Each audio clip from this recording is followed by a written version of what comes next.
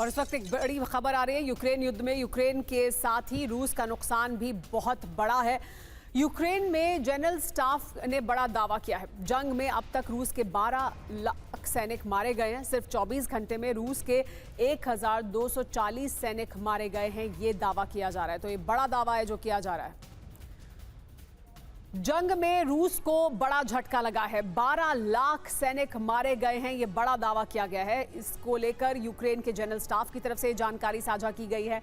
ये दावा यूक्रेन का जनरल स्टाफ कर रहा है। अब तक 11,77,000 रूस के सैनिक मरे हैं। सिर्फ पिछले 24 घंटे में 1240 रूस के सैनिक ढेर हो गए हैं। 1396 टैंक और 23,686 बख्तरबंद गाड़ियां भी नष्ट हुई हैं। 34,843 आर्टिलरी सिस्टम, 1,558 MLRS तबाह हुए हैं। 1,253 एयर डिफेंस सिस्टम भी जंग में नष्ट हो गए। 86,900 ड्रोन, 431 विमान, 347 हेलीकॉप्टर तबाह हो गए हैं। 28 जहाज और 1 पनडुब्बी के नुकसान का दावा भी किया जा रहा है। यूरोप को लेकर ट्रंप का चौंकाने वाला दावा भी सामने आया है। अब यूरोप में सभ्यता के मिटने का खतरा है, कहा है ट्रंप ने। माइग्रेशन नीतियों से यूरोप की पहचान बदल रही है। जल्द ही ऐसा हो सकता है कि यूरोप के कुछ देश में मेजॉरिटी यूरोपियंस की ना रहे, वहां पर जो शरणार्थी हैं उनकी संख्या ज्यादा हो जाए।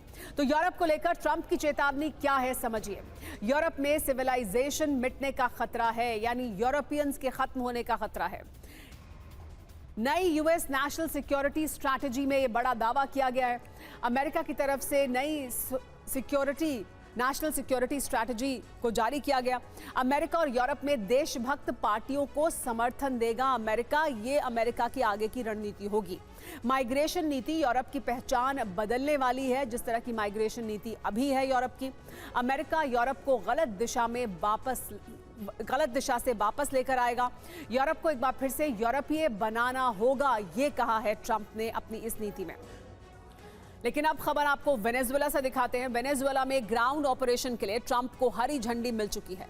वो इसके लिए ऐलान भी कर चुके हैं, लेकिन फिर भी अभी तक वेनेजुएला के खिलाफ ऐसा कोई कदम नहीं उठाया गया है। आखिर ट्रंप को किस बात का इंतजार है? क्या वेनेजुएला पर हमला करने से उन्हें पुतिन ने रोका है? जवाब इस रिपोर्ट में देखिए।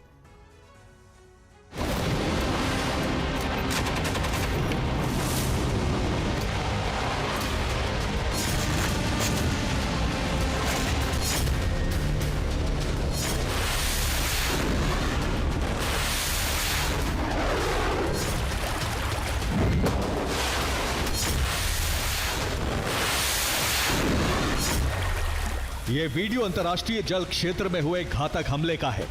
दावा है कि सदर्न स्पीयर ने यह हमला ड्रग कार्टेल पर किया है और जिस जहाज पर यह हमला हुआ है वो ड्रग तस्करी के लिए इस्तेमाल हो रहा था।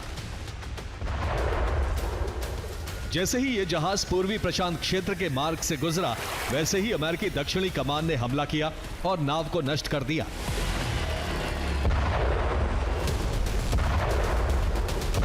दावा यह भी है कि यह कार्रवाई अमेरिकी युद्ध मंत्री पीट हेग्सेथ के कहने पर हुई है।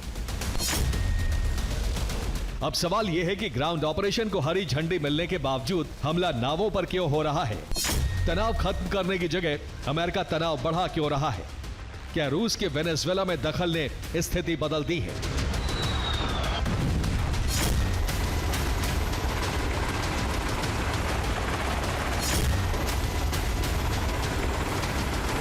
इन सभी सवालों के जवाब अमेरिका की रणनीति में है।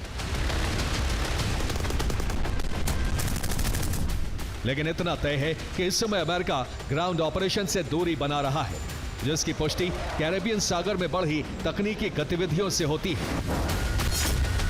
और गतिविधि यह है कि वेनेजुएला से 70 मील की दूरी पर अमेरिका ने एक रडार सिस्टम तैनात कर दिया है।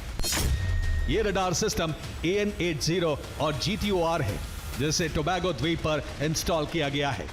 और यह रडार सिस्टम यहां से 170 मील यानी 270 किलोमीटर से भी ज्यादा दूरी तक नजर रख सकता है।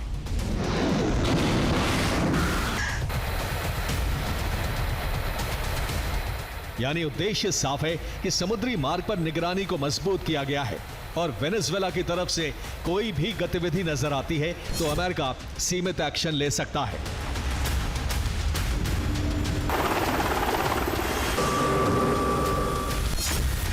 यही वजह है कि अमेरिका ने वेनेजुएला की यात्रा के लिए चेतावनी जारी कर दी है।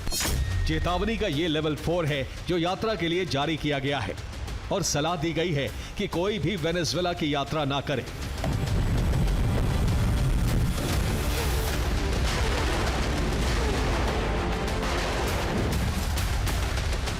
जाहिर है इससे वेनेजुएला के राष्ट्रपति मादुरो पर दबाव बनेगा, लेकिन दबाव बनाकर अमेरिका को क्या मिलेगा? क्या अमेरिका ने ग्राउंड ऑपरेशन का प्लान छोड़ दिया है? और अगर छोड़ा है तो क्यों? मुमकिन है कि रूस की वेनेजुएला में बढ़ी दिलचस्पी की वजह से ऐसा हुआ हो, क्योंकि रूस अब वेनेजुएला का सामरिक सहयोगी बन चुका है। Bureau report, TV9, Bharatvarsh.